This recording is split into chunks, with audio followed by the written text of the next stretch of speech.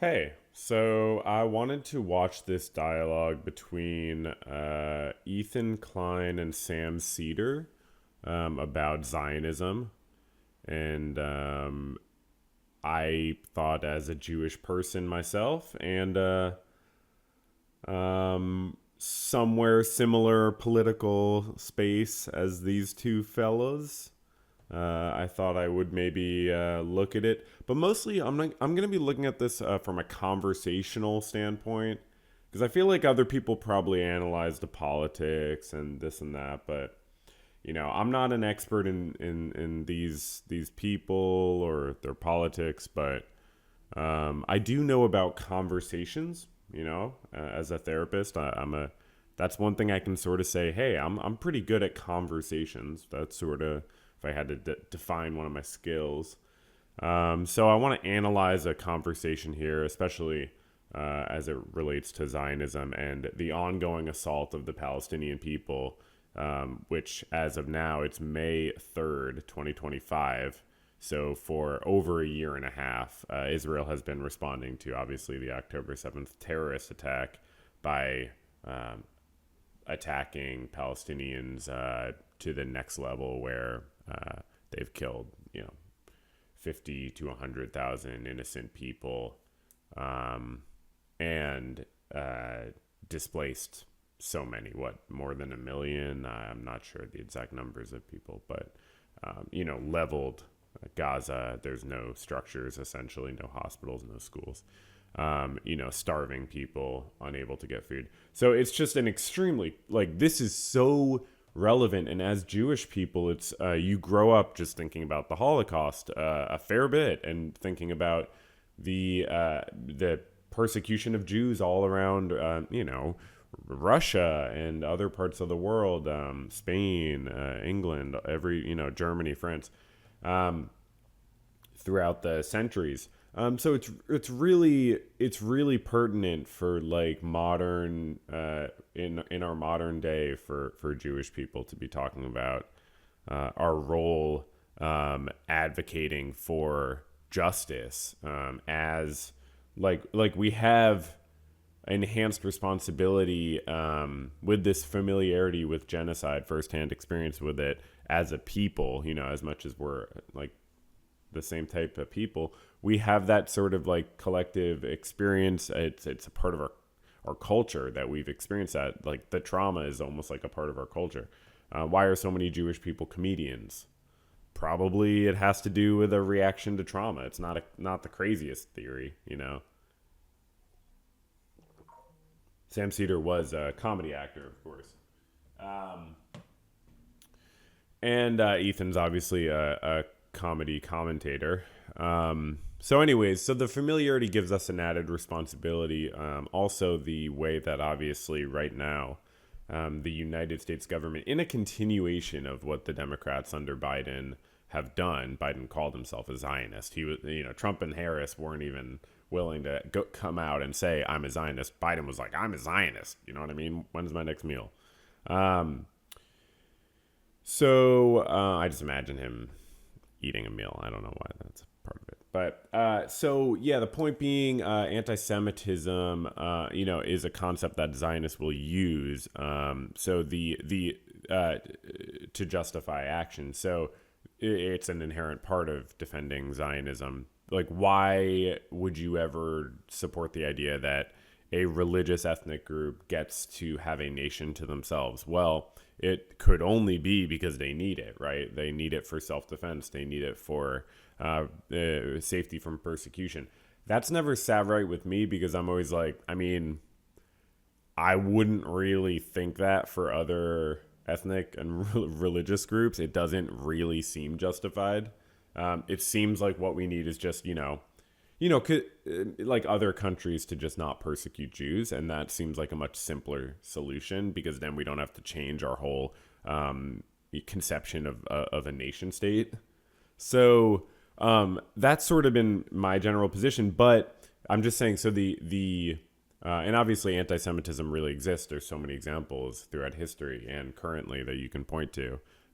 It's very extreme. I mean, I think there's just always an out group and a minority group, and the Jews have played that role a lot throughout history. In my opinion now, it seems like Islam is targeted more. And if you saw, I'm not going to pull it up, but there was recently published research done from one of the big Ivy League universities where the U.S. federal government is trying to use anti-Semitism as a pretext to crack down on pro-Palestine, anti-Israel protesters. At Harvard, they actually finally published this research that I guess they'd been doing for the last year or so. I don't remember how long. Asking people on campus about their experiences with anti-Semitism and anti-Islam sentiment. They just looked at both. They were just like, look, we're not going to be biased. We're just going to look at both. And obviously there's anti-Semitism and there's way more anti-Islam sentiment. So in my opinion, and that's just one example, but in my opinion, when you see things like the Muslim ban, it's very clear that, and it's very clear that, Muslims are targeted in our country. Jews are then given this other position as a group that is supposedly being defended. So as Jews, we need to come out and say, hey, we don't need Zionism to defend us. And it's really important. I mean, really, I as like a white guy in America, I'm cisgender, heterosexual, I don't usually find myself in a position where I'm like, my voice is not being heard enough on this issue. You know what I mean? I got to speak up. Usually I'm just speaking up because I can't keep my mouth shut. But like in this situation, like being Jewish is relevant, and I can, and I've been growing out my beard to prove I'm Jewish. So no one can call me anti-Semitic. Anyways, so I'm not often in this position where I'm like, oh, my voice is actually like needed in this conversation. And I don't know, I'm watching like it's an online, you could say it's drama or something. I will do everything in my power to make this not drama. And this does get heated. I've watched it. It does get heated. Sam gets heated. And frankly, I watched the Majority Report, but I would say he could have kept his cool a bit better. For sure. And Ethan does a fairly good job keeping his cool. He does defend some positions that I don't think they really get to the bottom of some of the positions. But my point here is to be, I'm compassionate to all the folks involved in this situation, and I want the best for everyone here, and I want to just contribute my voice to a conversation among American Jews. And sort of lend my 2 cents about Zionism. So let's just see. And also, as I said, really, I also am just like a freaking lover of conversations. I really am. A big part of this. Yes, I care about, speaking out against Zionism, but I also just love analyzing conversations and breaking them down. So let's see how far we get through this today. We're only going to watch the debate and maybe some of the recap that I actually found pretty interesting. And this is not too long, but we'll see how this goes. Let's get into it. Everybody, welcome to the show. Mr. Sam Seder. Okay? Oh my God, it's Sam Seder. What a nightmare. Oh no, Sam Seder. What a fucking nightmare. Obviously referencing Crowder. So. How have you been, Sam, since we ruined Stephen? And I might watch this back and edit out like parts to just speed it up. If I do, it's just because I'm cutting out things that are not totally relevant. But if I don't, then fair enough. Crowder's life together. Nice to see you again. I've been feeling very badly for him. Yes, we're all. It's a tragic loss of a great career and so much potential. Nah, never mind. I might not cut anything out. It's all needed to analyze the conversation. Yes, it is. Hey, are we live now? We are live on the H3 channel, yes. I want to just start by sort of apologizing in that I sent you a DM on Twitter 6 months ago or something. I was just going through to find out, and I just realized you're no longer on Twitter. Yeah. So that explains why I didn't hear back. He may no.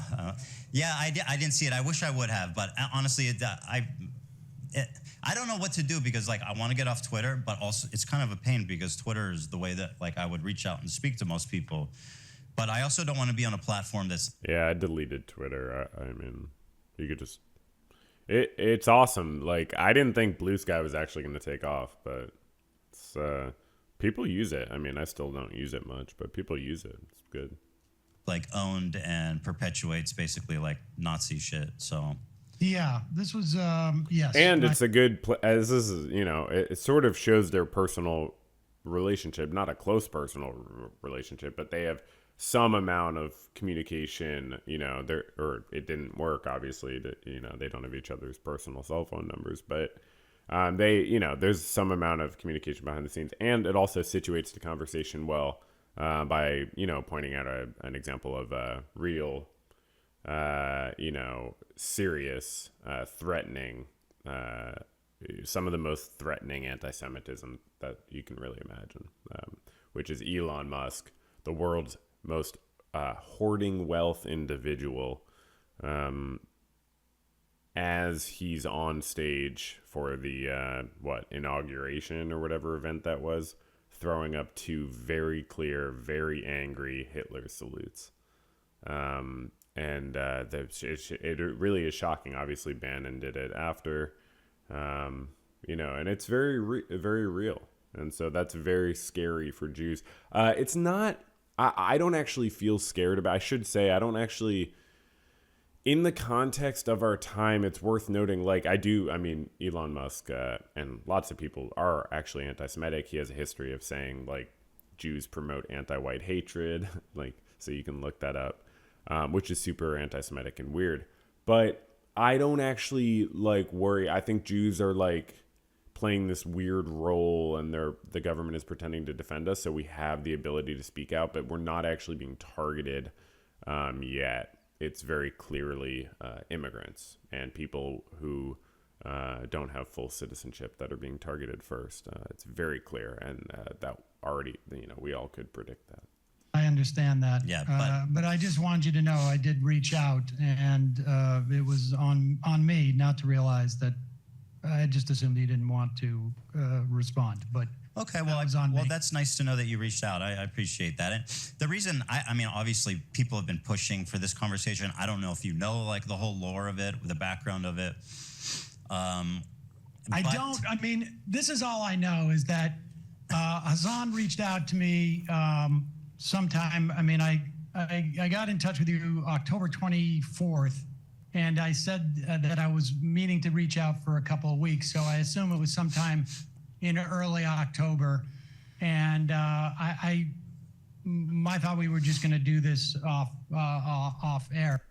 Oh, that's interesting. So October of last year, 2024, they're talking about, right? So I guess he said 6 months ago, but that's more than 6 months ago.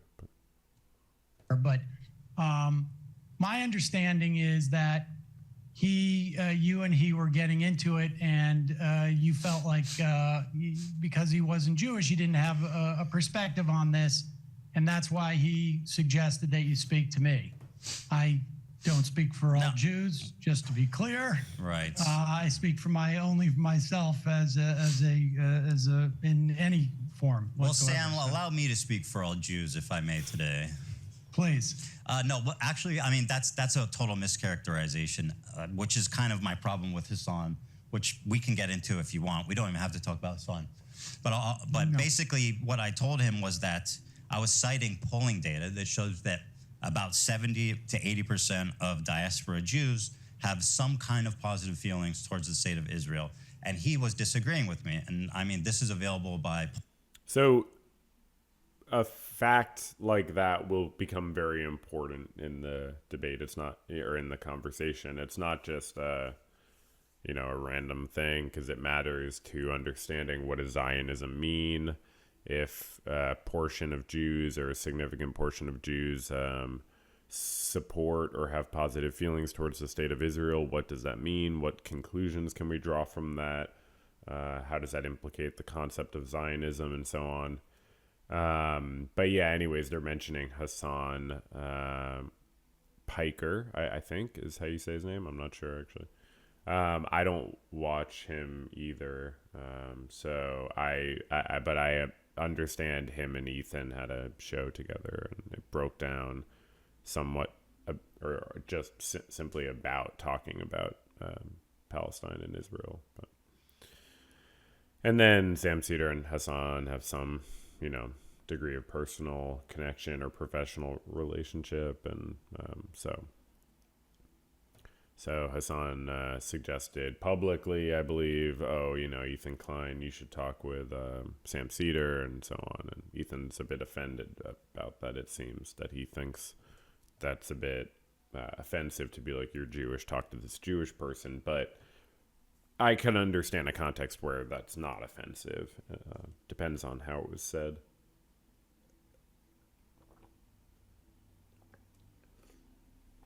Polls readily available by Pew Research just last month, showing that, and I don't know if you agree with that or not. I can pull it up, but 72% of diaspora Jews have some type of at least positive feelings about the state of Israel.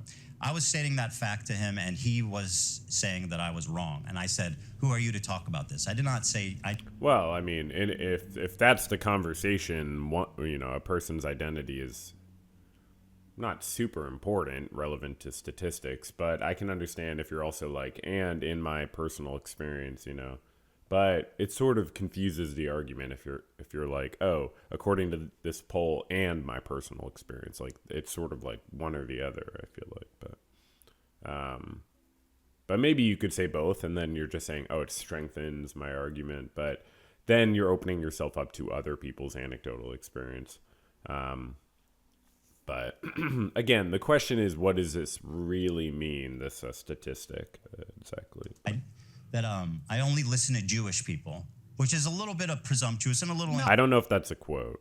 Oh, I don't think that's not what I took him to say, but yeah, I mean, Hassan is that's irrelevant to me. Yeah. I mean, I think I haven't seen that poll. I've seen ones that have said that they have a connection.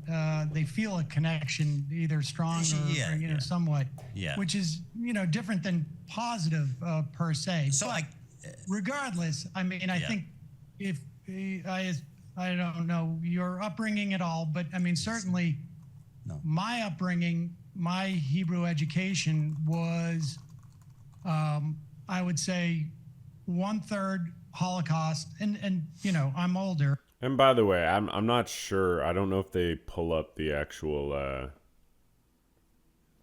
study, but I'm searching it now. I know that attitudes towards Israel have been changing a lot. This is not the study they're referencing, but this is a study that I believe I've definitely. Oh, what? Hold on. I've definitely seen Sam Seder mention this study. Pew, I don't. Why? It's like I'm not pulling it up. Yeah, Israeli. Yeah, no. Okay. Well, I'm having a hard time finding it. What I'm looking for. Americans. Oh, here. I know what Americans. Okay, here we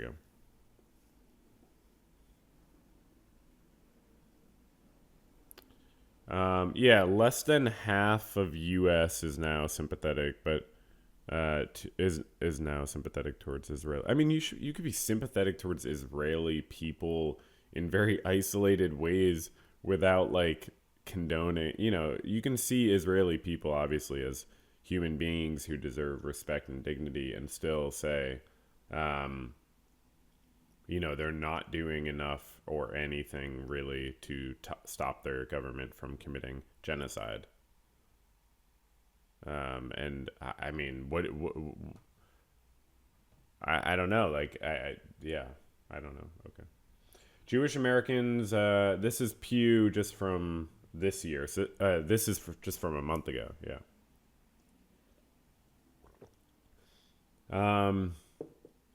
The war between Israel and Hamas is important to them personally. 93% say very or somewhat. So, but that's the war, the so-called war.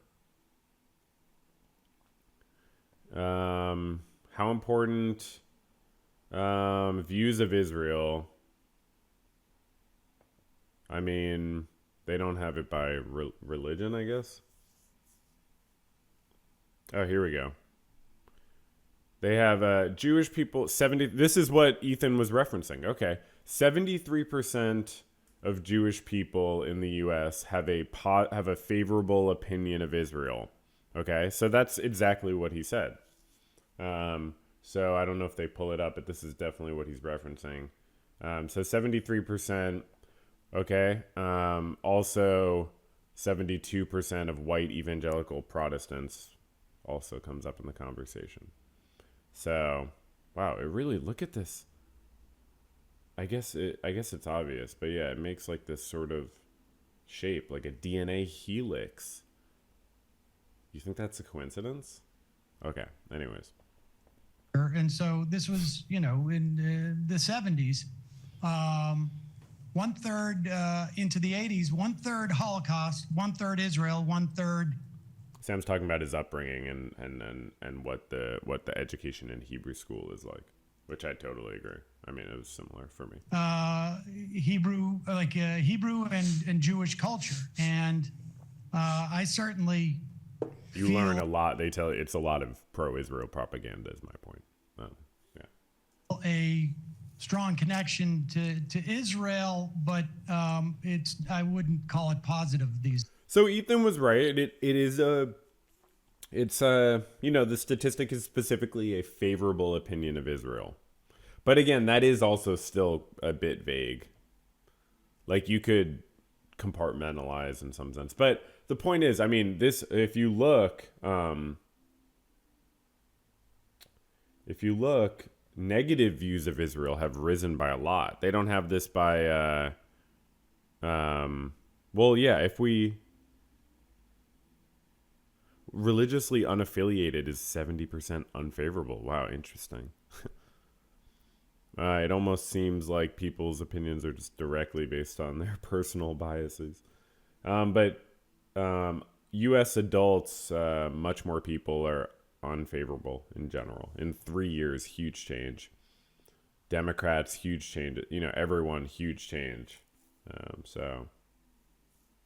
50 plus now, majority unfavorable towards Israel. So that's a big change. It's like people are waking up a bit. So I would not be surprised if this Jewish statistic in 1 or 2 years, when people who've been really compartmentalizing finally think about, wow, they just killed so many of them and made them never able to come back to their homes, their ancestral homes. They're not even many generations. They're literally their homes. These days.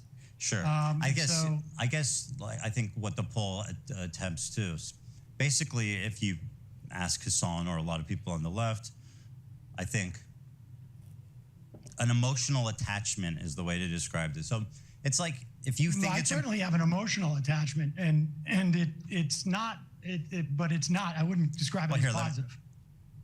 This isn't the one, is it, Dan? There's the one that shows 73% of diaspora Jews. Anyway, it doesn't really matter. It's not 73% of diaspora Jews, actually. I don't know what the statistic is for that. It's 73% of U.S. Jews.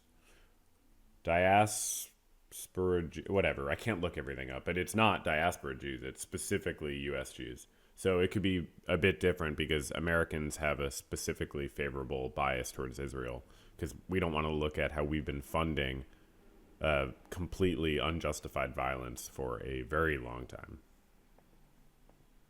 Basically, I want to flesh out my ideas, my thoughts, because I'm being characterized by Hassan and a lot of his cohorts as being, a Zionist, being pro-Israel, being a Israel apologist, being a genocide supporter, being a baby killer, being married to a baby killer, et cetera, right? My wife is Israeli. I don't know if you know that. Okay, so he's setting up the conversation saying, like, I want to run my ideas by you because I'm getting all this, like, wild feedback online.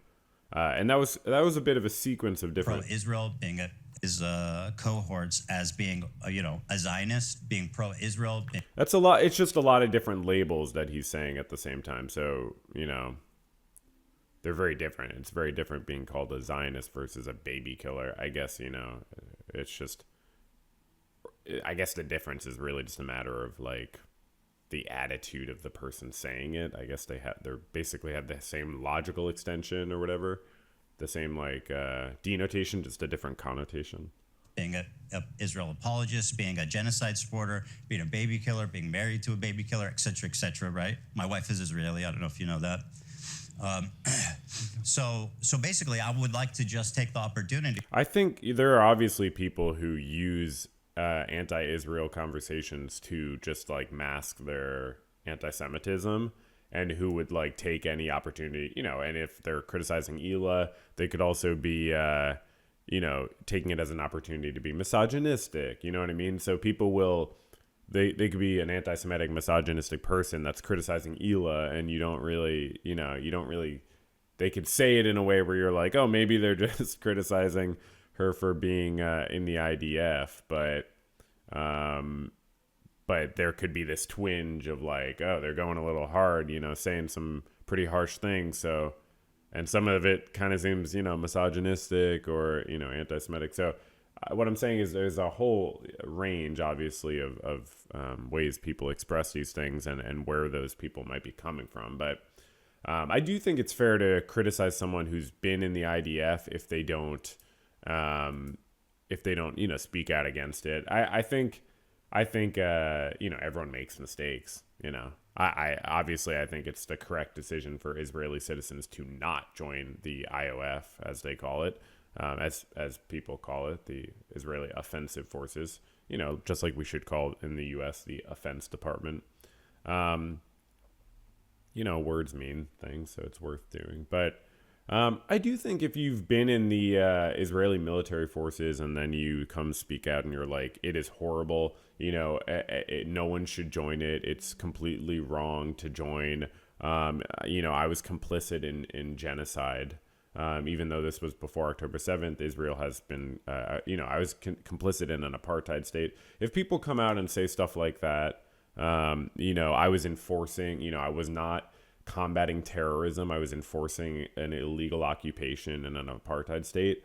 If people come out and say that, I think it's let's make some lemonade from lemons. We all make bad decisions, but yeah, obviously, Israelis should not join the military forces.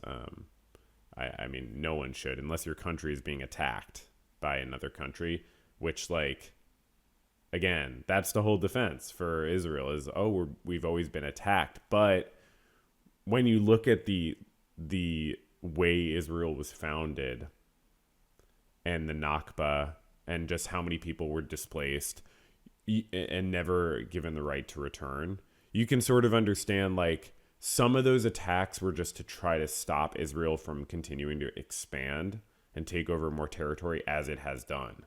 And Israel, as we see, continues to launch attacks into Lebanon, Syria. Like, they are given carte blanche to commit violence, and it has been this way for a long time. So it's just like, it's very simplistic when people try to say, oh, Israel's just defending themselves or they're under attack, because, like, to some extent they're under attack, but they've also been attacking for a very long time, and the U.S. has been funding that and complicit in that, as, has the U.K., Germany, other countries. So all this is to say, I do not think, people should people should not criticize someone just for being Israeli. Obviously, that's not, justified. You can't. It's ridiculous, and it's not necessarily anti-Semitic, but it's just stupid. Like, you don't criticize someone just for their nationality. But if you're criticizing someone for joining the Israeli military and not speaking out against it sufficiently, then, and I don't know to what extent Ela has spoken out and said, that it's wrong for people to join the Israeli military, and that I don't know to what extent she's spoken about that, so I'm not gonna say one way or the other. But it's certainly justified to criticize someone who hasn't sufficiently spoken to that, and hasn't sufficiently made it clear that they regret that decision. Because at the end of the day, we all deserve forgiveness for doing things wrong and the ability to move on and grow, if we acknowledge mistakes and can try to make amends for it through whatever means we can. You know what I mean? So you can't undo your life experience of serving in the military. You can just use it as a stepping stone to say, hey, I was in that organization and I think it's wrong. Sure, obviously, I'm sure. Yeah, I don't think there's any evidence that she committed an act of violence. I understand. I've seen people talk about she went on a I don't know what you want to call it, an operation into Ramallah, and you can criticize her for that. But again, it's like as long as she speaks out and says it was wrong that I did that, then at a certain point, you're beating a dead horse. But I don't know the exact history of every point that's gone down here. All this is to say, I find it an important subject, how we criticize people and doing it in a constructive way. Obviously, when Ethan says all these labels, some of them are more constructive than others. Zionist, someone could say, well, why do you think I'm a Zionist and so on? But baby killer is just not starting a productive conversation at all. To explain my ideas, what I think about Israel, and you can tell me what you think, because apparently I will only listen to other Jewish people. So again, I don't know if that's a direct quote or who said that necessarily. Finally, I can speak to someone whose opinion matters to me. So thank you. As the official sanctioned Jewish man, Sam Seder, everybody. 100% Ashkenazi? You ever taken one of those? I haven't, but I'm quite sure I have some Sephardic Jewish ancestry too. So I would mix. That's good. Vilnius and Hungary, I think. Good for you. I think that's always a good thing. Hey, my friend, I'm 90. I think I don't know my percentages, but I don't know if I'm Sephardic. I might actually be a little, because I think one of my grandparents might be from. Is Sephardic only Spain, or can it be? I don't know. It doesn't matter. Whatever. 99.3%. So. Or it doesn't matter to me. It could matter to you. That's okay. I just don't really.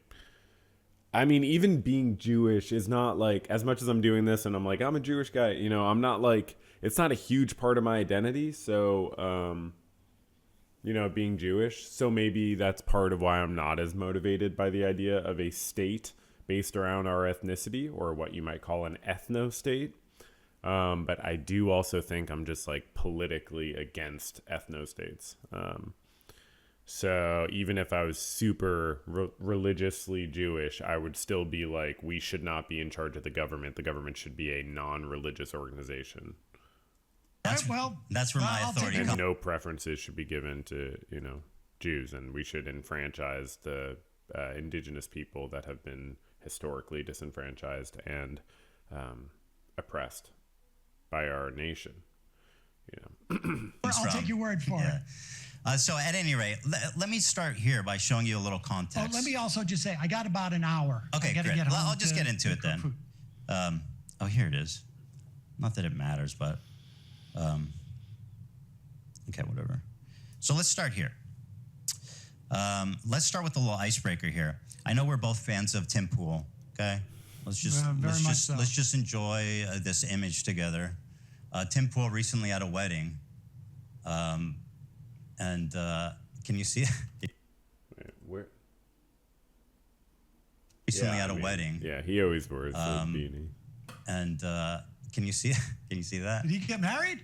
Well, I think he's attending a wedding.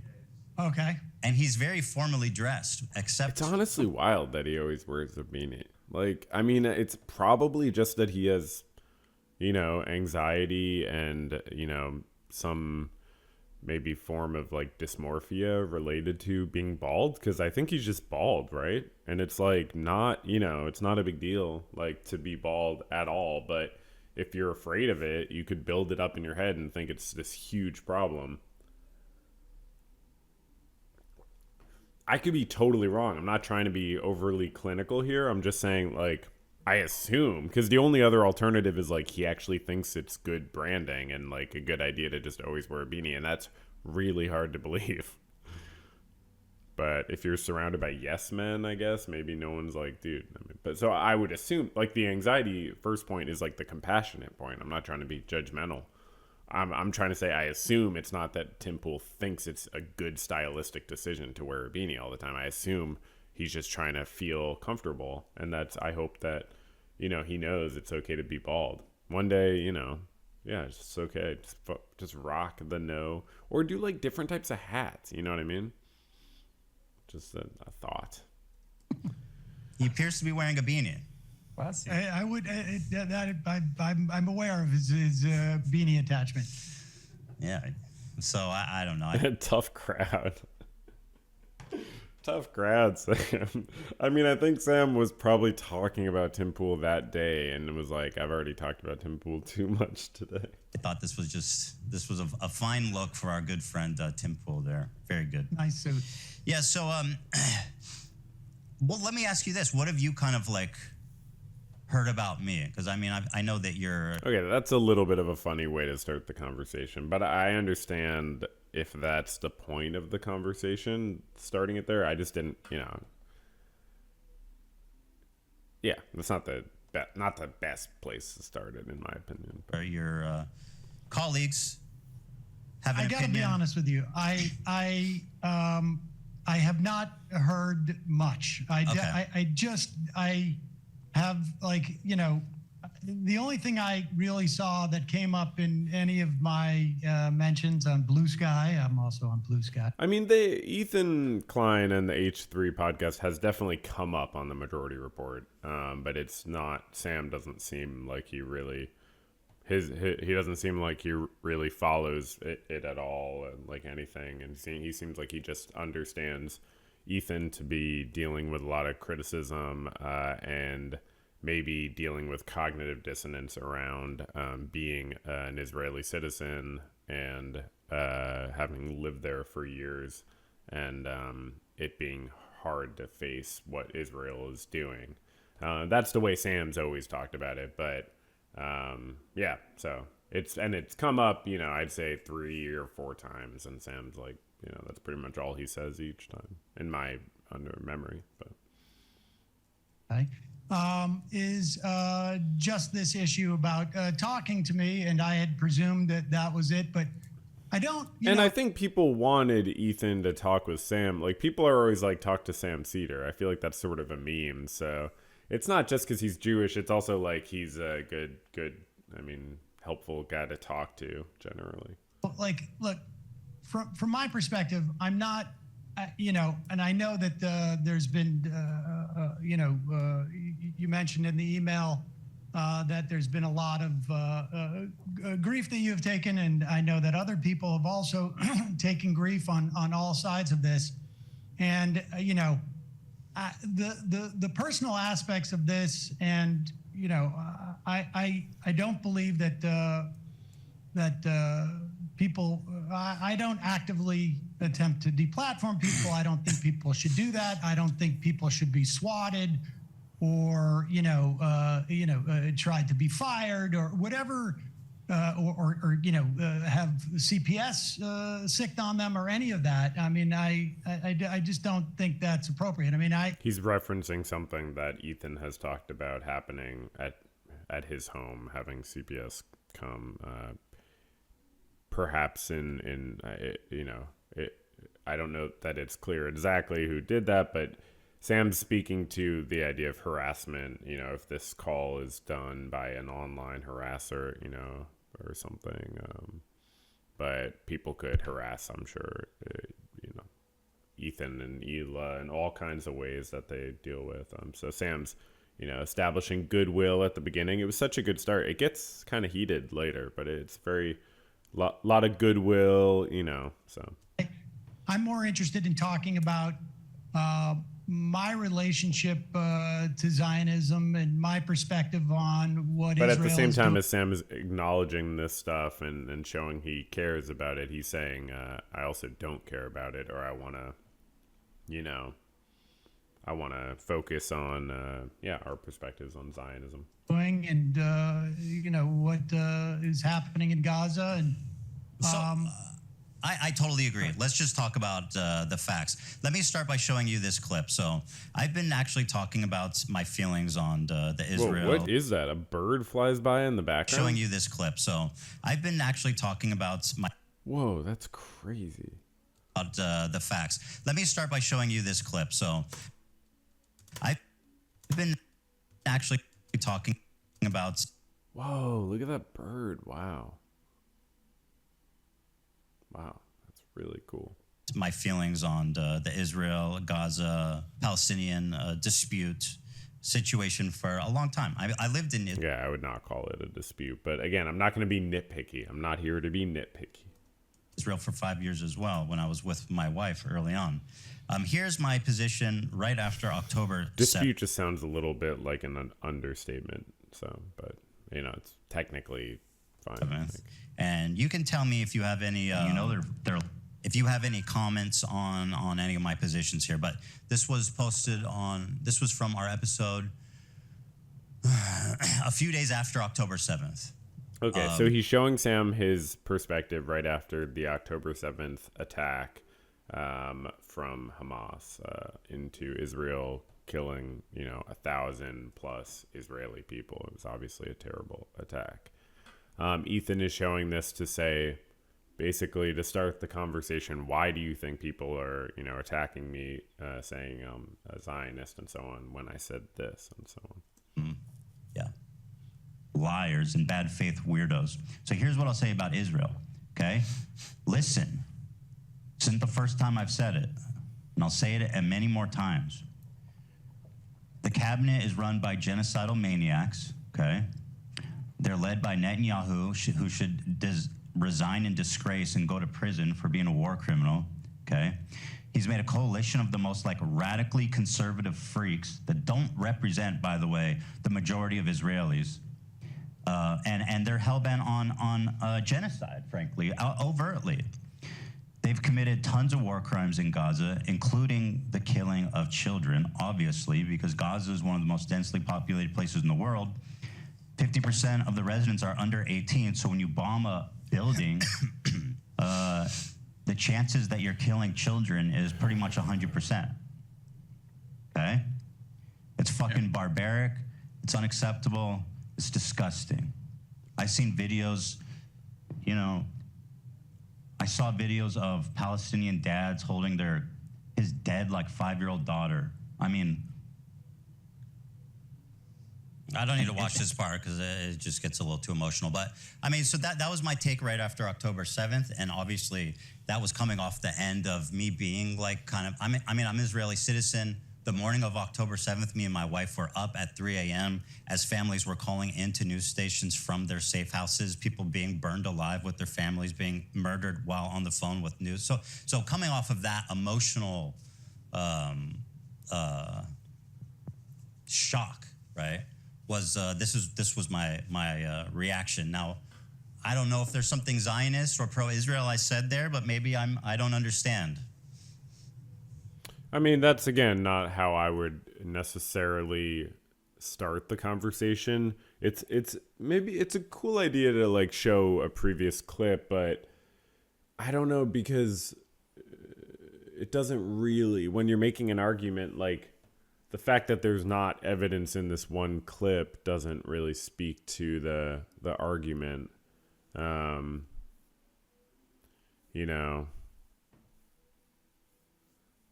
It's like saying, oh, there's no gold buried underground, and digging a hole and being like, see, there's no gold, So I don't, but because there's so much, I assume, that he's talked about the subject in the time since that people might be criticizing him for.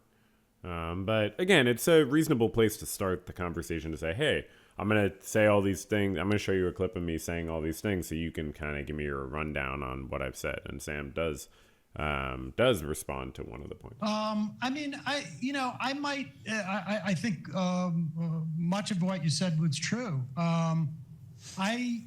I'm not sure, frankly, if what we've seen Israel do in terms of Gaza is not broadly supported in Israel. I'm not seeing the body politic. I mean, I was doing a lot of interviews with Israeli reporters earlier in 2023 about the protests against what Netanyahu was doing with the judiciary. And there was a question as to whether Israelis would see that this autocracy that Netanyahu was attempting to sort of impose on the country wasn't an extension of what was happening in places like the West Bank. And he's talking about, saying, oh, maybe people would wake up when domestic policies are autocratic, like the oppression of Palestinians is autocratic. I mean, it's not autocratic, but is oppressive and is taking away people's rights in a similar way. So. In some fashion, and more so the West Bank at that time. And so I think it's hard to make an argument. And look, I would make Israel has historically used its legal system to disenfranchise Palestinians extensively and take land and isolate communities into ghettos and build walls and prevent freedom of movement and prevent enfranchisement through voting. It's not a perfect analogy as to what's happening in this country, but when you talk about the Israeli population not having a problem with what's going on in Gaza, I don't see a lot of evidence of that. There's certainly, I would imagine, a percentage of Israelis, and I know some of them who think that Israel should stop its assault there, but I don't think I don't see a lot of evidence that a year and a half later, after you said those things, that this is not the character of the vast majority of Israeli society. I mean, I'm not necessarily convinced that they are as aware. I mean, I've talked to people who have reported in the West Bank, and they said they would go from the West Bank into Israel, and the lack of awareness of what was happening in the West Bank by Israelis was shocking to them. So, I can't say if the Israeli population had a full understanding of what was happening in Gaza, that they wouldn't change their mind. But I don't see a lot of evidence of it. So, as you touched on, this was made basically before the war started. And I think that the unfortunate, really tragic outcome of the war is how much it's jaded and radicalized, I think, people in Israel.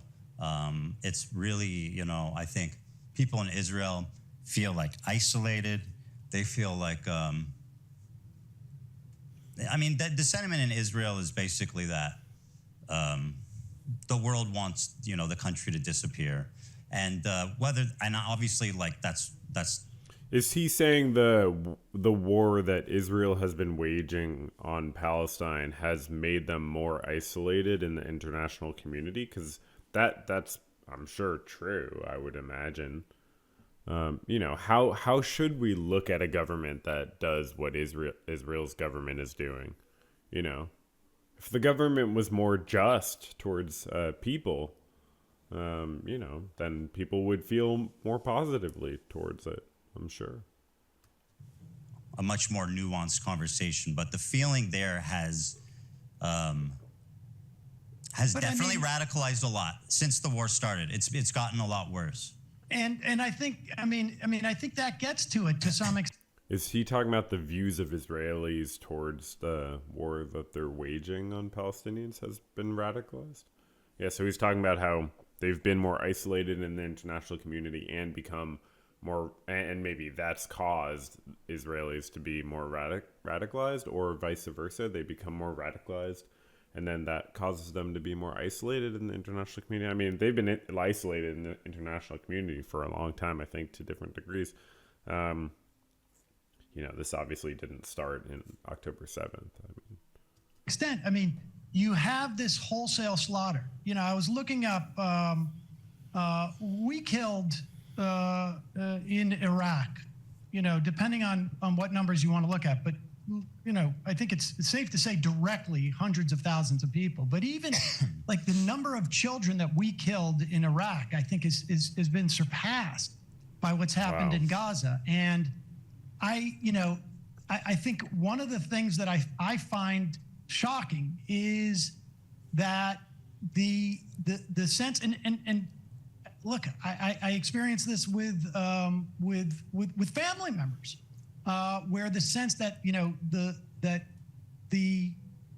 there's a victimization, for instance, let's say on college campus of Jewish students, and I think that to look at what's going on, the totality of what's going on, and to perceive the victims of what's happening here to be the Israeli citizenry or Jews in this country, I think it just blows my mind. I mean, two people can care about two things at once. Why should people? Oh, absolutely. People absolutely. People who are uninvolved in the war, if they're being victimized in a separate situation because of their Jewish identity, that's a problem. Of course, yeah. I of course. It's just a question of how much is that happening versus how much are we focusing on it. Like, you should focus on it, but in a proportionate way. And like, if it happens, if 10% of the hate crimes are on Jews, like, maybe it's worth giving 10% of your attention to, unless, or, in that specific parameter of that subject of hate crimes, of how much you think about hate crimes. But if your job is to research hate crimes against Jews, then you give it 80% of your attention. You know what I mean? Like, obviously, depending on who you are and what role you do. But, the, anti-Semitism and attacks against Jews, and then, okay, so you want to focus on anti-Semitism against Jews? Actually, no, let me be more clear. There's so many different frames and ways that would affect this. So maybe you focus on anti-Semitism, but, why focus so much on anti-Semitism against anti-Israel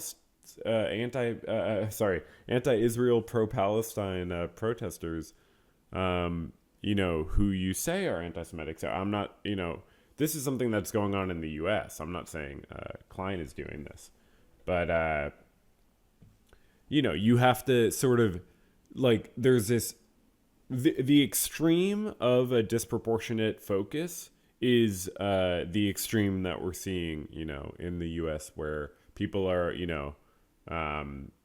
Mahmoud Khalil, Rumeza Ozturk, Mohsen Madawi, several numerous other people who did nothing but protest and advocate against the Israeli violence towards the Palestinians and the genocide of the Palestinians. These protesters are being cracked down on specifically through saying that they were anti-Semitic when there's zero evidence that they were, as far as I've ever been shown.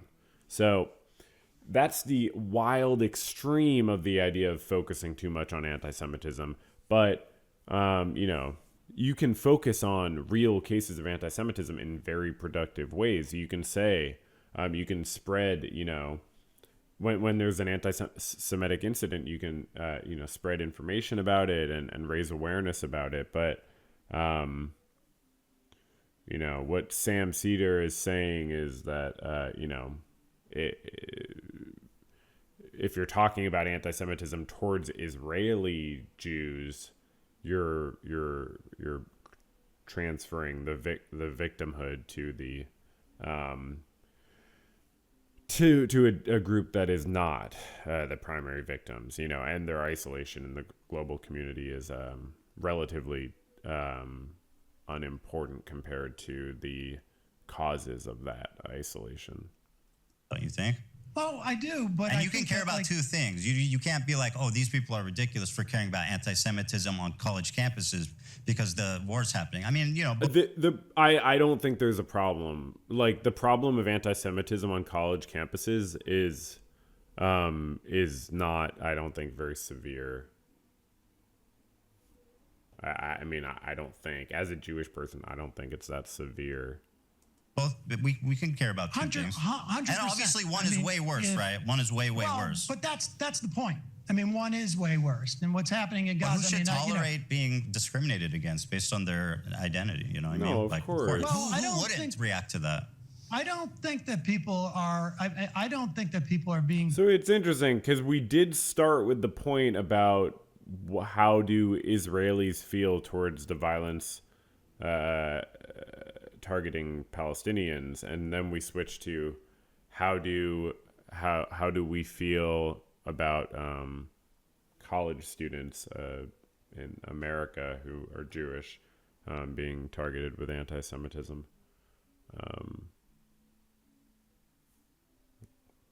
So it's kind of, it seems like a change. Victimized. I mean, certainly, listen, anti-Semitism is real. It was real when I was a kid. There was many times I had pennies thrown at me growing up and playing basketball. I mean, there was a lot of, I've experienced anti-Semitism. Yeah, definitely real. But, I would put it in the context of like, you're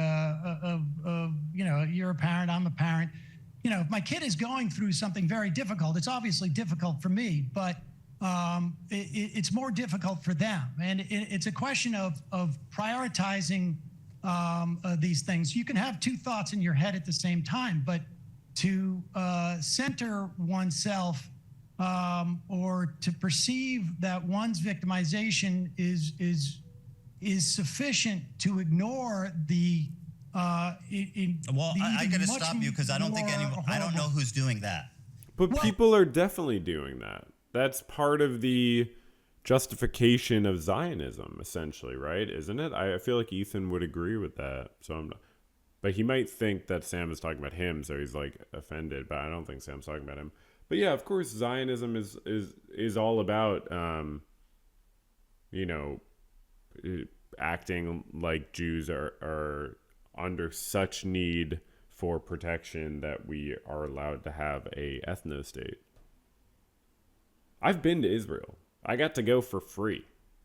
I got to go on a flight, spend a week or whatever, and then fly back for free. It's insane.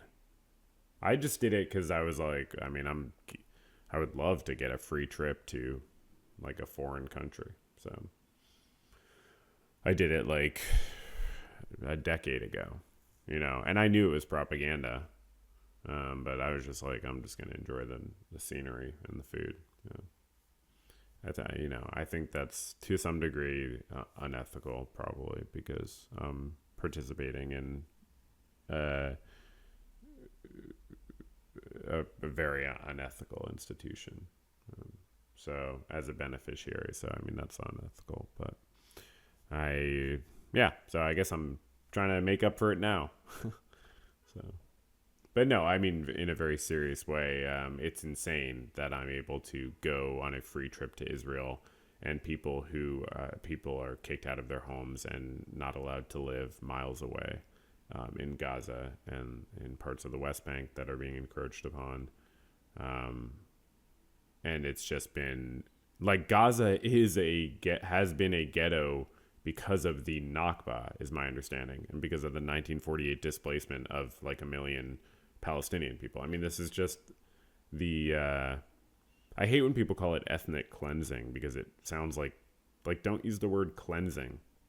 Like, I don't adopt the terminology of supremacists. You know what I mean?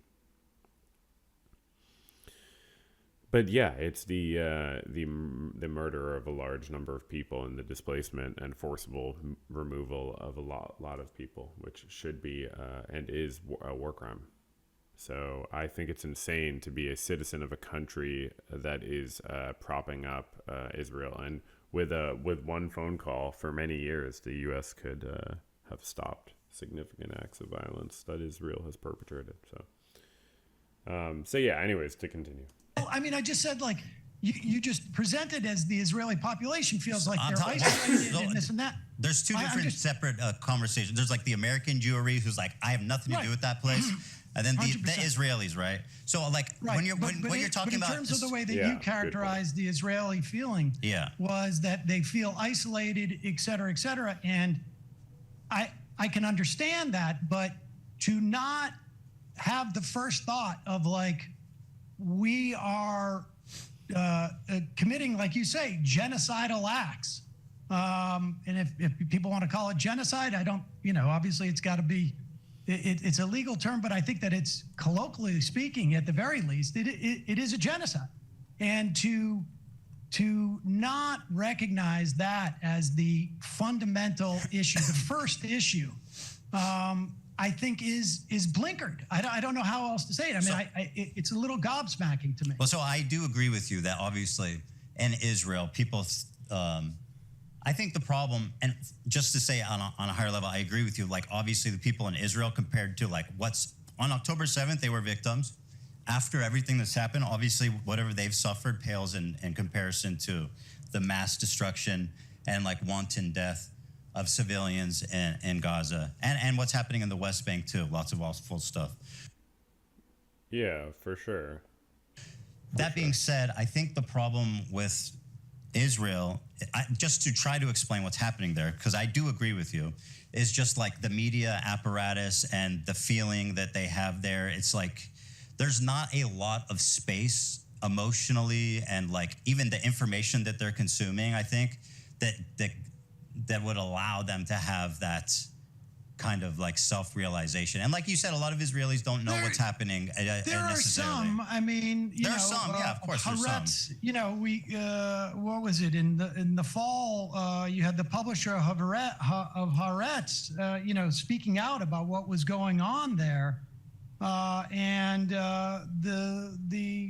the paper was essentially, a cutout, or there was an attempt by the government to basically shut them down on to some extent. I mean, so. Well, so what's your Yes, I think explanation that- why Israelis don't care? It's not that they're evil, right? Well, I think, look, there's, I'm sure that there is I mean, I don't know if Ethan's joking because he brings it up again later and I think after the interview, but obviously no. I assume Sam doesn't think that.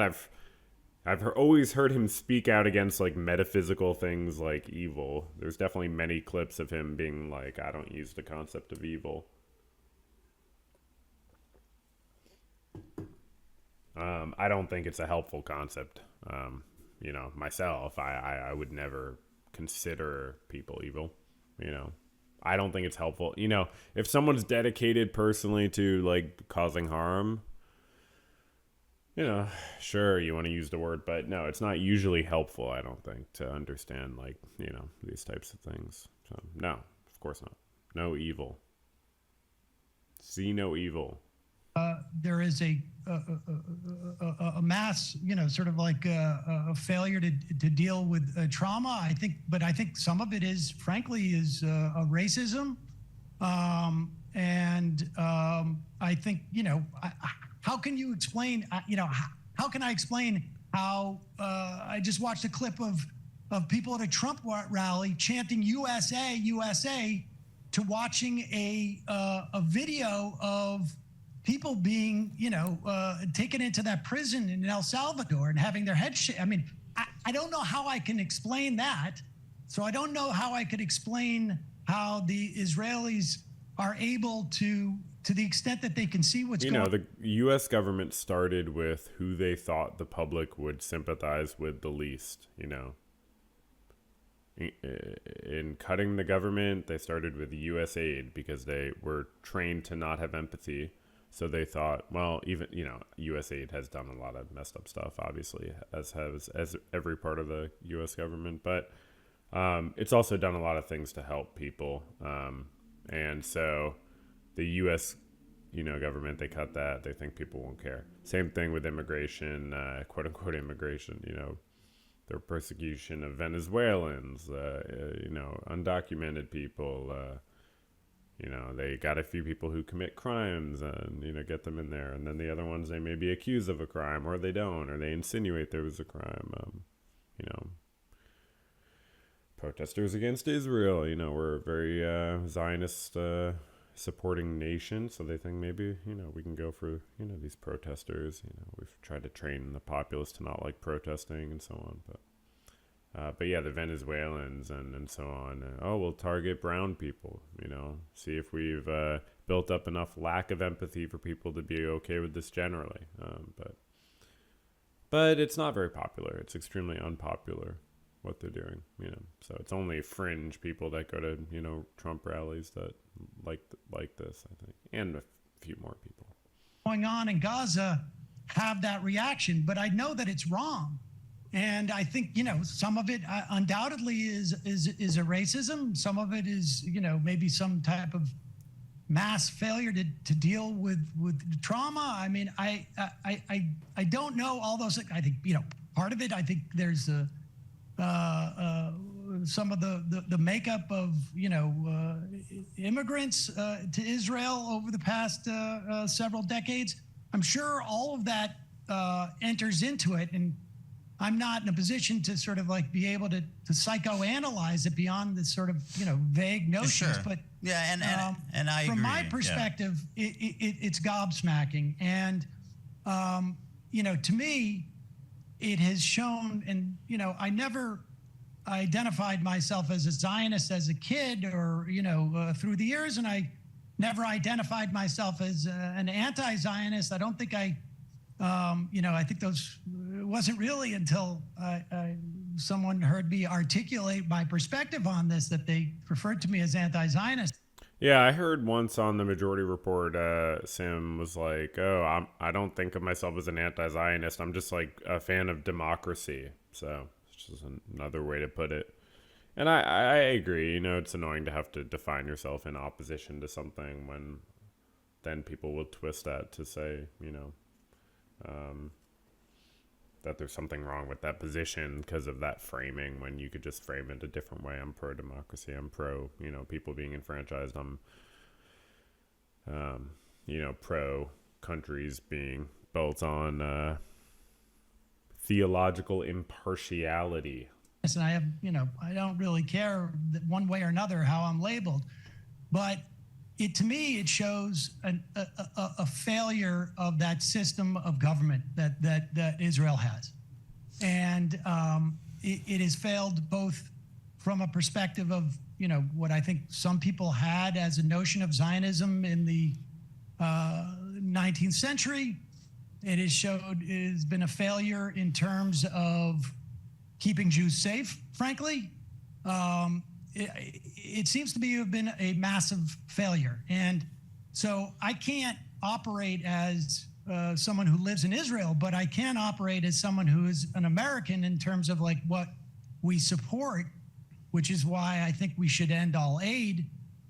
And as a Jew who sees my religion being used as what I perceive as a fig leaf for what Israelis or, you know, Zionists are doing. And so, I mean, that's where I'm coming from with this, that I don't know if there is a psychological state that can justify this. In fact, I don't think there is. Yeah, certainly not.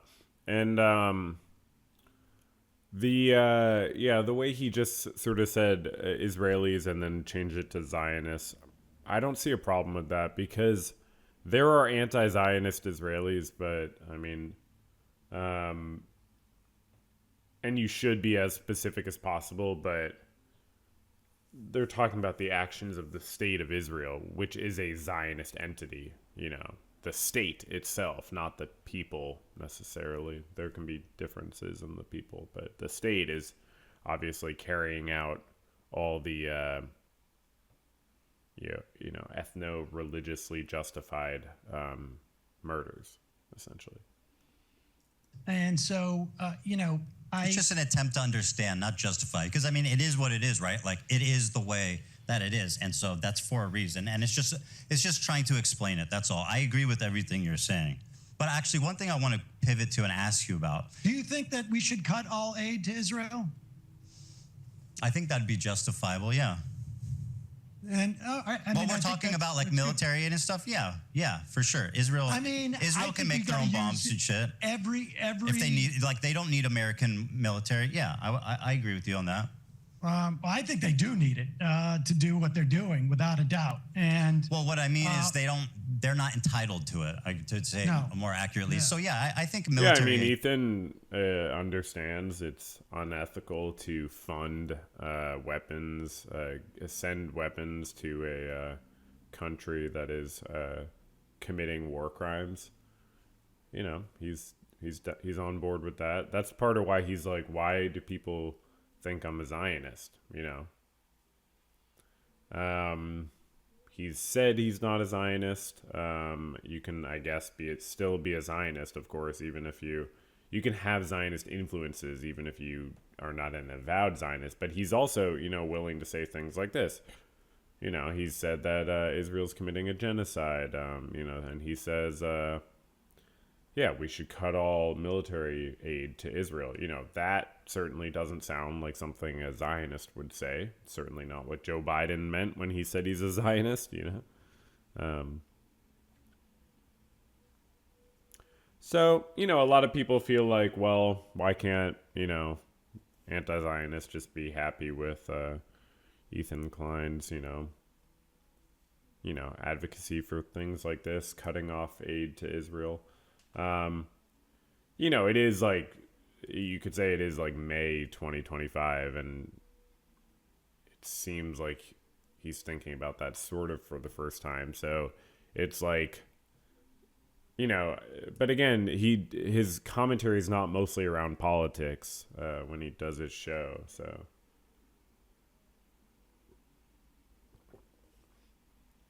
you know, he's an entertainer in other ways. So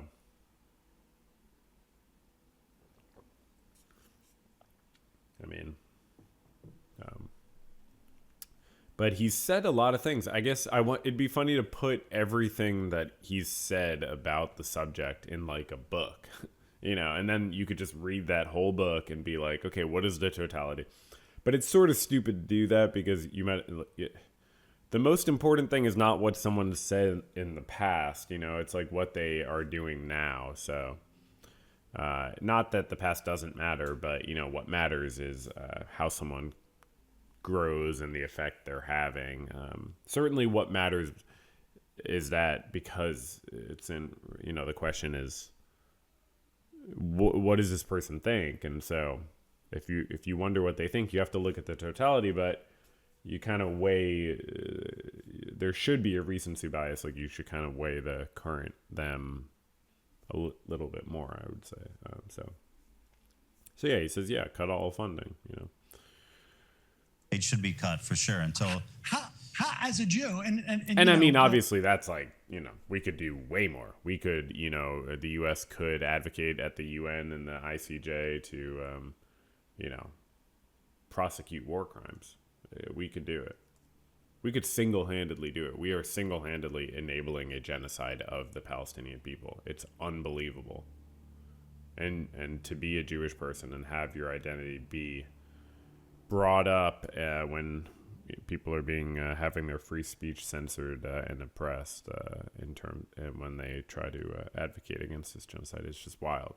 And like, there are so many non-Jewish Zionists, but Israel says that it's a Jewish state. You know what I mean? I found this article because Israel passed a law, you know, 5 or so years ago. It's like a nationality law.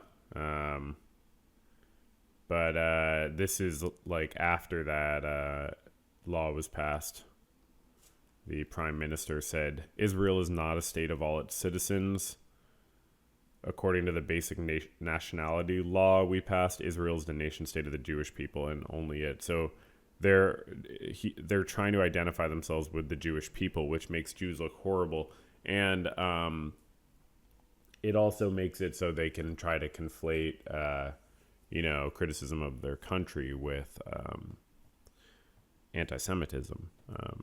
But it has a lot of broad effects to have them do that, to be trying to justify themselves on an ethno-religious basis. But I mean, they need to be held to international law. And my point was that they're saying that they're doing what they're doing as Jews, but they're doing it as war criminals who happen to be Jews, because war criminals come in all types. But it's crazy for these war criminals to be Jews, because they should know better, if anyone should. But we should all know better, I guess. And yeah, it's, as Sam says, a mass failure to deal with trauma is a great way to put it. That's probably why he says it twice. I mean, obviously, you have a different connection to Israel than I do, as through your family and whatnot, and through having lived there. But as a Jew, I take such offense to what is being done ostensibly to protect me and my family and my ancestors and my progeny and all of it. I think it's I think the conflation of Zionism and Judaism is both not keeping Jews safe and is wrong at its core. And we can see what it's even doing in the context of this country, the way that it's enabled Trump to attack universities and to attack law firms and whatever. And so I don't know. One of the law firms' cases was just thrown out too, just yesterday. And if you agree, I don't know if it was related to alleged anti-Semitism or some other bullshit. That's great. If not, I'm happy to discuss it with you. Yeah, no, I mean, I agree with everything you're saying. And part of the reason why, like, this chasm started between me and, Hassan is very influential. So when he decides that somebody is an enemy of the movement for criticizing him, which is what I perceive happened, then it kind of becomes reality. For example, one of my criticisms... I don't know who decided to end the podcast they did together, Ethan or Hassan. I think I heard someone say it was Ethan, but maybe it wasn't, because... I mean, I guess Ethan saying, like, Hassan makes him out to be the enemy of the movement. That could be after. I mean, I assume after, obviously. I don't know if it's well after they ended the podcast or when. Yeah, I wonder who decided to end the podcast exactly. Because you would think, they could just have, but I guess you don't want to be arguing maybe on your podcast the whole time. So is he's not supporting Kamala Harris. Now, would she have stopped the war? And I'm recording this after they had their first sort of conversation in a long time just yesterday, and it was very argumentative and not super productive or So I can see why they ended their podcast. Like a perfect dove, I don't know, but I know she would have been better than Trump.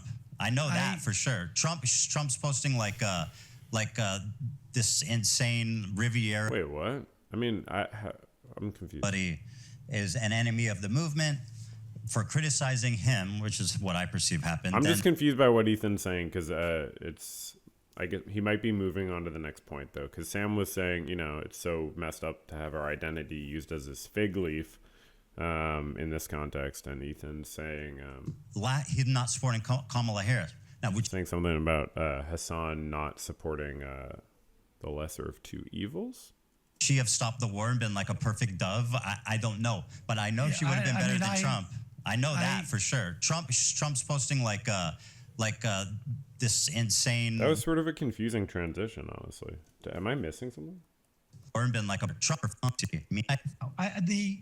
And if you agree with that, great. If not, I'm happy to whatever.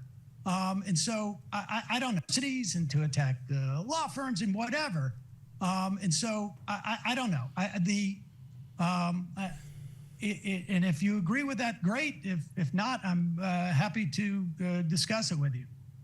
Yeah, no, I mean, I agree with everything you're saying. And part of the reason why, like, this chasm started between me and, Hassan is very influential. So when he decides that somebody is an enemy of the movement for criticizing him, which is what I perceive happened, then it kind of becomes reality. For example, one of my criticisms of his is him not supporting. This is just a confusing transition, honestly, but okay, it's okay to move on, I guess. We don't have to always harp on the same point for too long, but Kamala Harris.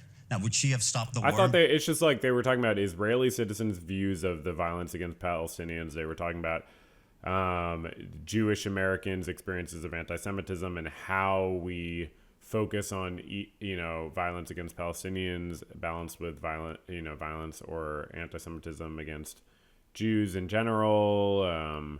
Why is the state of Israel isolated? How does that affect the feelings of people in Israel or their ability to perceive the violence that their state is committing? And then it's just like kind of an abrupt transition when Sam is still like talking about the same point, or the conflation of Zionism and Judaism and how dangerous it is. Ethan goes on to criticism of Hassan for, I guess, seeming to not advocate enough for voting for the lesser of two evils. I think there was some misunderstanding about to what degree Hassan did. I don't watch Hassan's stream. I don't know. But I think some people said he did make it very clear that he recommended voting for Harris, which I think is good. I think telling people not to vote and stuff is like sus, so. Been like a perfect dove. I don't know, but I know she would have been better than Trump. I know that for sure. Trump's posting like this insane Riviera Gaza. Yeah, for sure. I mean, yeah. The Riviera with Trump hotels. I mean, that's and like he's sending the 20-pound bombs. He's telling Netanyahu. I think they're like 200-pound bombs, right? Bombs. 2,000-pound bombs. U.S. has sent Israel thousands of 2,000-pound bombs since October 7th. So I mean that's and like he's sending the 20-pound bombs. He's telling like Netanyahu 2,000-pound bombs being dropped on tents, murdering people with bombs. But because it's not gas chambers, for apparently, it's a little bit harder for people to realize that they're just murdering people. They do gas them too, by the way, sometimes, is my understanding. You have a blank check to do whatever you want. Now, like, but it's not Zyklon B, so it's different. You know what I mean? It just came out that Biden didn't, did nothing to. I mean, listen, I think. Well, I'm talking about Kamala. I suspect that I suspect that she would not have had the same policies as Trump. But at the same time, I think that it was a massive failure, both on a real human level. Like it would have, I think, had she articulated anything even remotely close to what I would hope her difference would have been, I think it would have probably had implications in the election. But I think perhaps even more importantly, it would have maybe implicated the behavior of Israel. So, yeah, I mean, look, that's a great point. That even by just making signs that she was going to differ from Biden, like she would have actually saved lives even if never getting elected. She would have gotten elected too if she was like anti-imperialist, you know what I mean? Trump just had to like vaguely pretend once that he was like critical of Israel, and then like he could just say and do whatever he wanted the rest of the time. Because people are thirsty and hungry in the U.S. for even a slice of that anti-imperialism. They'll believe friggin' Tulsi Gabbard is anti-war, you know what I mean? If they're told. They'll forget about Marco Rubio, you know what I mean? Like, people will just, like, look past anything to be like, where is there a shred of anti-war anywhere? Because the U.S. is such an empire of war and destruction across the world. We've been reigning terror for almost a century. It's like, I mean, what, 75 years? I chose to support Harris because I perceived her as the lesser of two evils. But Yeah, me too. And I think that that's an important distinction to make at a time like this. Yeah. I can certainly understand how some people were just so repulsed by what was happening that it made it almost impossible for them to vote for Harris. I think, I understand why they didn't. I totally understand the perspective. Like, I'm so disillusioned with this administration, I can't support Kamala. But at the same time, Yeah, like, for sure. a hugely influential political. I do too. I mean, I wouldn't advocate for not voting on any platform, but I understand making that decision yourself. I just think advocating for it is super weird. Like, like that means you think it's going to benefit the world if you're advocating for it. If you don't do it yourself, then you lack the motivation to do it. Totally get that. But to advocate for it means you think it's the right thing to do. And that's ridiculous because guess what? The less voting, the more conservative people win. I'm pretty sure. So it doesn't benefit the world to not vote. There's a lot of propaganda that tries to get people to not vote. But the more you vote, the better. Even though the candidates are really bad sometimes, the more you vote, the better. So advocating for not voting is super sus. Streamer like Hassan, who has making the decision, but I don't know if Hassan did. I'm not sure. You know what I mean? I don't know. I heard people say he like voted on stream. I don't know. I don't know. So, I don't get how Ethan brought this up though. I'm still so confused because he brought it up as like, he was like, when Hassan thinks that you're an enemy of the movement, he casts you out and like, criticizes you way too much. But this is not an example of that. This is an example of Ethan being critical of a decision of Hassan. So I'm just confused about that, but maybe I missed something. Who has a huge influence on people, I think, and who's someone who, was who's very vocal about being. I guess maybe it's just another instance of Ethan, like what Ethan's saying is like Hassan using his influence poorly, I guess. He's saying, he uses his influence poorly in this case, and also to cast me out and so on, and overly criticize me because he said I was an enemy of the movement. I just don't get how this is an example of that, but Palestine, I feel like it's an abdication of responsibility to be like, I'm not voting for Kamala, or I'm not telling you who I voted for. I suspect I don't know if those are direct quotes. Voted for Jill Stein personally. But either way, he hasn't said, and he wouldn't endorse her. Now, like, if you're just... Jill Stein's a joke. I mean, I wish the Green Party was good, but she seems like she's super sus. It's like a random protester or whatever, and like, you're like, I'm so disgusted, I don't want to vote, that's fine. But if you're like a high-level political streamer, and basically you have the capacity to weigh like the lesser of two evils and what that means, I feel like it's an abdication of responsibility to not make that call. I don't get why he's bringing this up when he knew he was going to talk to Hassan 2 days later, but he just wants Sam's opinion, I guess, and that's valid. I mean, Sam's like, yeah, I agree, pretty much. It's up, yeah. Certainly have been critical of people who, generally don't vote for the lesser of two evils. But I think, and certainly, in the run up to the 2016 election, I certainly, that was my perspective. But again,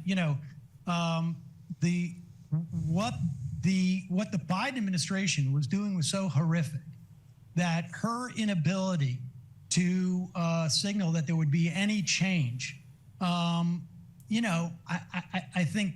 I mean, I'm really glad Ethan brought this up because it's so important to talk about, and it's so important for left-wing voices to be able to speak out against the establishment Democrats and make it clear that there's an alternative because obviously the Democrats have a terrible brand, and it's part of why the Republicans won. Sometimes you have to take this at face value, and I think there would be certainly definitely other things. You would not be assaulting the government like Trump is, but I think probably this is the first election in as long as I've been doing this, and I think it's been 5 elections now. I mean, I'm old, that I couldn't really condemn someone from taking that position based upon what we were seeing. I mean, it's not just some random person. I do, and I'll tell you why. Kamala Harris wanted a ceasefire. She stated that. Trump said finish them. I mean, let's be honest. Like for someone Biden like said, Hassan, I want a ceasefire I'm not voting too, for and Biden. I'm not talking about Biden. No, I understand, but we found out that Biden, in fact, did nothing to bring that about. So, Well, like, you know, you can talk about Biden. No. The point is not about Biden. The point is that a politician can say they want a ceasefire and then not actually push towards it. I'm talking about Kamala Harris. What Well, she but said. I mean, Well, she's the vice president. I mean, at the end of the day, she doesn't really do that much, right? No, but I'm talking about the candidate. Biden, as a president, said he wanted a ceasefire. She, as a candidate, said, I want a ceasefire. Well, do you not? But Even if you're like, I don't know how much I trust them. One's like, I want a ceasefire, and the other one is like, finish them. Yeah, for sure. Well, listen, I think it was certainly obvious to me that Trump was going to be worse. But I think, like, if you're trying to get the candidate to show some indication of this, I can understand. I mean, I wouldn't do it. I would disagree with it. But Yeah, and I get your point too. not- Like, ultimately, I understand why people wouldn't want to support them because of what they've seen, and like that. I feel like it they're feels just going around in circles on this point. like it feels like It also shows a tremendous amount of just like electoral malfeasance on her part. I mean, they Like, I really feel like they're just like kind of talking past each other on this made an point. active choice. And I think, you could have put that Palestinian lawmaker from Georgia on stage. They made an active choice to signal to whomever they were signaling that they weren't going to do anything. Now, I happen to believe that she would have been better on this than Trump, but they were making an active choice to do that. I mean, it was really electoral malfeasance on her part, in my opinion. But I don't know what the point of litigating this is. Yeah, Harris really thought that she was going to win without being at all like pro-Palestinian. It's unfathomable, like the hubris. But Well, we're talking about kind of my criticism. I would have loved to see an example of Hassan like casting Ethan out for not being pro-Palestinian enough, because that's what it sounded like he was bringing up. And but also, that's just me being sort of petty. I don't think Sam Seder really wants to talk about stuff like that. So, but I would find it fun. I watched his debate with Hassan. I like seeing people. I like seeing. I like conflicts. I find relationship conflicts interesting, and social dynamics kind of interesting. Just like the ways we relate to other people, and it being on this massive scale of a public spectacle on YouTube is kind of interesting. These two, the fallout, and then they, try to talk to, and I don't really watch either of their shows, so I can just it's just kind of interesting from a conversational standpoint. But like I said, their debate yesterday was very unproductive. Of Hassan, Or at least very frustrating and unconstructive. I mean, I guess it produced something. and how this I'm sorry. Well, let me show you this. I don't care. Yeah, about, I know. I honestly But don't. yeah, this was 2 days prior, this conversation with Sam Seder. I'm like, Let me show you this. This is I'm more. Not, I honestly. Like, Yeah, you don't care. I know. I don't care. I don't. And why should you? I don't blame you. So I was keeping track that this is the third time Sam has said that he doesn't care about this conflict between Ethan and Hassan, and the third time that Ethan has acknowledged that Sam doesn't care about the conflict between him and Hassan. We talked about anti-Semitism, and you think that I don't want to put words in your mouth, right? But you seem to have conveyed that. Compared to the... And that's a good idea. When you're having a conversation, you never want to put words in the other person's mouth. You should always try to avoid that as much as possible, for sure. And everything happening, the genocide, the loss of life in Gaza, the humanitarian crisis in Gaza, that obviously that's way more important. So let me show you an example. I mean, genocide is a good word for it. Loss of life and humanitarian crisis is also totally fair. Of something, and again, I know you don't care about the drama. To me, this isn't drama. This is one of the biggest, most influential streamers spreading something that I think is... And I think the problem... Okay, so he's bringing up Hassan. And that, it's a problem, and it's part of why Sam gets really worked up.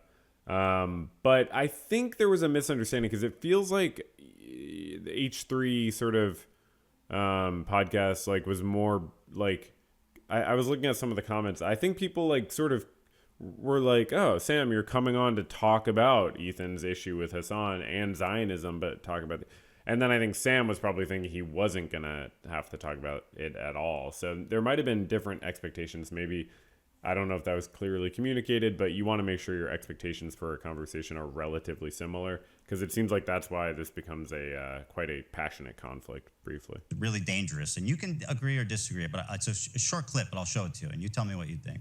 So at this point, Sam's thinking, okay, I made it clear I didn't want to see anything related to Hassan or talk about Hassan. I mean, Sam said it 3 times. Ethan has acknowledged it 3 times.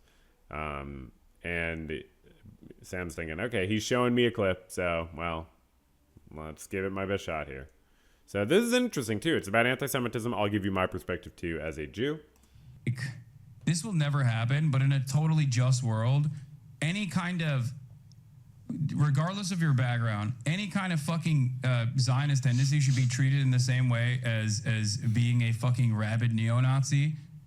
And you shouldn't even let someone be the fucking local dog catcher as Felix was posting if they've ever exhibited any sort of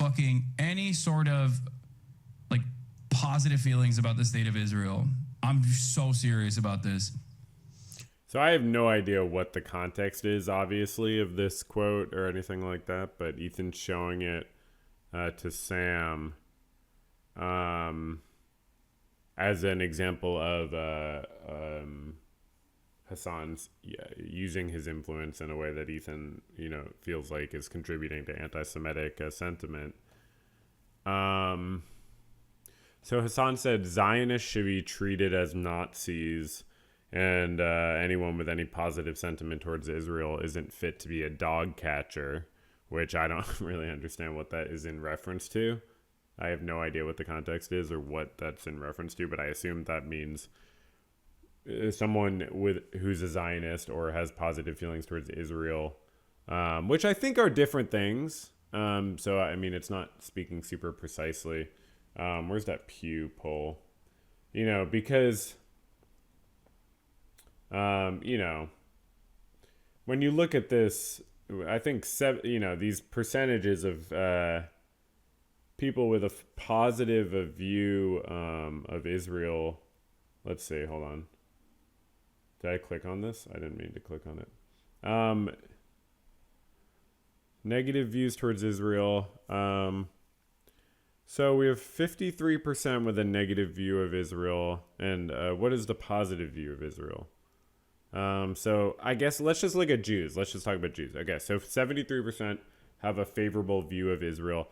I don't think that necessarily means 73% agree with Zionist ideology.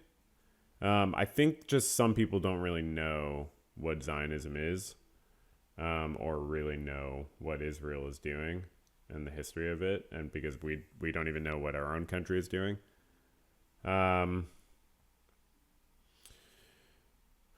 Confidence in Netanyahu to do the right thing. So literally 50 plus is the only place where we even come close to anyone having the type of confidence in the prime minister that is equivalent to the percent of Jews who have fond feelings towards Israel.